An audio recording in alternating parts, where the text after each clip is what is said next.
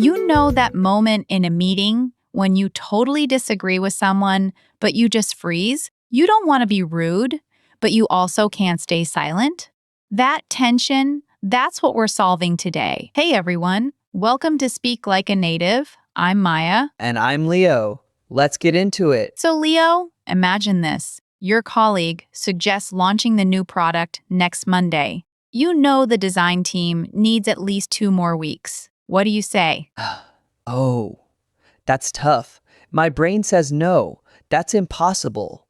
But my mouth, it just stays shut. Or worse, I might just say no, that's wrong. Exactly. And that direct no or you're wrong can sound so harsh in English, especially in a professional setting. It can make the other person defensive instantly. Today, we're learning the art of the polite disagreement. It's not about being weak. Pris, it's about being strategic and professional. I need this. So what's the secret? Is there a magic phrase? There's not just one. There's a whole toolkit, and we're starting with the absolute workhorse. The most useful one. I see your point, but I see your point, but okay, that sounds softer. it's more than soft. It's brilliant. It does 2 critical things. First, it shows you're listening. You see their point. You acknowledge their perspective. Second, that little word but gently introduces your different idea. It's a bridge, not a wall. Let's try it with the product launch. How would you use it? I see your point about launching quickly, but the design team has told me they need 2 more weeks to finalize everything. Perfect. That's textbook. You acknowledge the value in their idea, launching quickly, before presenting the obstacle. Now, let's hear a real-world example. Imagine you're in a budget meeting. Your manager wants to cut the marketing budget to save money. You think that's a bad idea. Maya, I see your point about needing to reduce cost, but I'm concerned that not marketing budget now might hurt our visibility right before the holiday season. Wow, that sounds so much more reasonable than no. That's a terrible idea. It is. And people are much more likely to listen to you. Now, here's a common mistake I hear. Some learners, especially those whose first languages, might use more direct translation, like some East Asian or Germanic languages. They might say, I understand you, but, or just, but? I understand you sounds okay, right? It's not terrible, but I see your point is more natural and specific in this context. I understand you can sometimes sound a bit therapist-y, or like you're humoring them. I see your point is squarely in the realm of discussing ideas, and never ever just start your sentence with, but. It sounds like you're dismissing everything they just said. Got it. So I see your point, but is the first tool. What's next? The second one is fantastic for when you want to suggest an alternative. It's have you considered. This phrase frames your idea as a question, an invitation to think together. It's collaborative. Leo, back to the product launch. The colleague wants Monday. You think a phased launch, starting with one region, is better. Try it. Have you considered a phased launch? Maybe starting in one region first? Excellent. You're not saying their idea is bad. You're offering another option for consideration. It's low pressure. Real example. A teammate suggests having the team meeting at 8 a.m. You think 9 is better for everyone. Have you considered moving it to 9? I've heard a few people have early drop-offs for their kids. That's so much better than 8 is too early for everyone. Exactly. Now, the mistake here is turning it into an accusation. Never say, did you consider, with a strong emphasis on did. That can sound like you failed to think this through. It's have you considered gentle, open, curious. I can hear the difference. Have you considered feels like we're figuring it out together? Did you consider feels like a test I failed? Nailed it. Now, for our third phrase. This one is for slightly more formal or serious disagreements where the stakes are higher. With respect, or the fuller version. With all due respect. I've heard that one in movies, usually before someone says something really harsh. Hey, you're right, and that's the danger. In movies, it's often used sarcastically.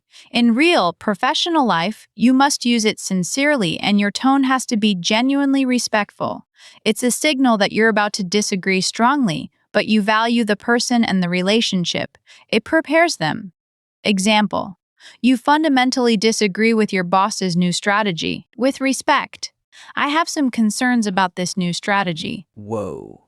That's powerful. You're not attacking. Burr, you're raising a serious flag with courtesy. Precisely. The big mistake learners make is using this phrase with a sarcastic or angry tone. If your voice is sharp, with all due respect becomes "you're an idiot." The phrase only works if the respect is real and communicated in your voice. So, tone is everything with that one. Tone is important with all of them, but critical with that one. Now, here's the part that surprises most people. In American and many Western workplace cultures, disagreeing is often expected. If you always just say yes, yes, yes, you might be seen as not having your own ideas or not engaged. The key is how you do it. Really? So I should disagree sometimes? Absolutely. Thoughtful disagreement shows you're thinking critically and care about the outcome. It's a sign of a good team member. The problem is when the disagreement feels personal or dismissive. This is making so much sense. Okay, I want to try. Let's do a practice round.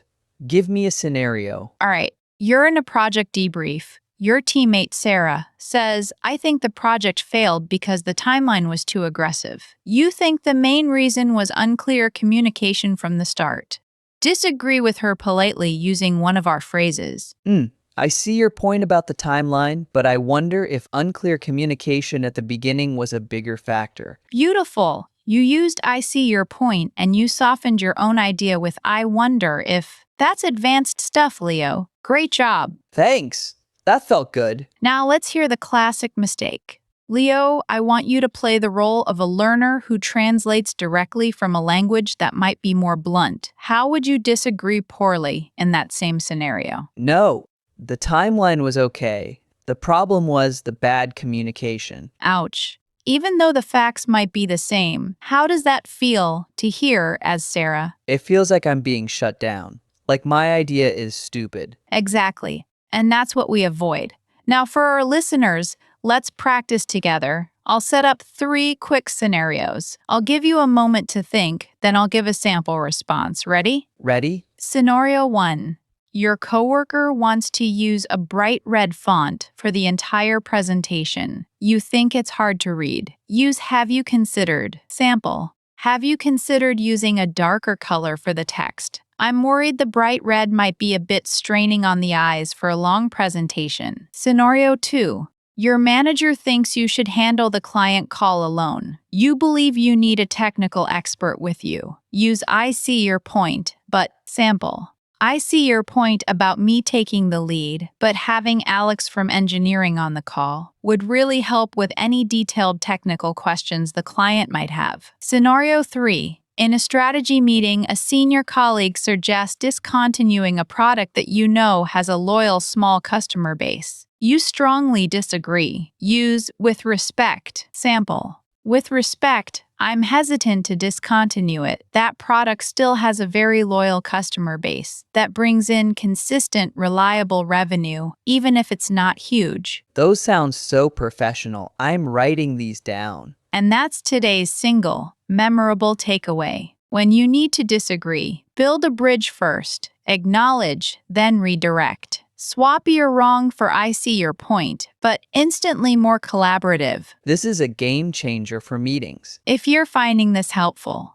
imagine getting a lesson like this every day. That's what happens when you subscribe to Speak Like a Native. Hit that subscribe button and the bell so you never miss a chance to level up your real-world English. And before we go, your challenge. This week, in a real or practice conversation, use one of these 3 phrases. I see your point, but Talder, have you considered, Powder, or with respect, come back and tell us how it went. Thanks for listening, everyone. Keep practicing, and remember, great communication isn't about never disagreeing. It's about disagreeing in a way that moves things forward. I'm Maya. And I'm Leo. See you in the next one.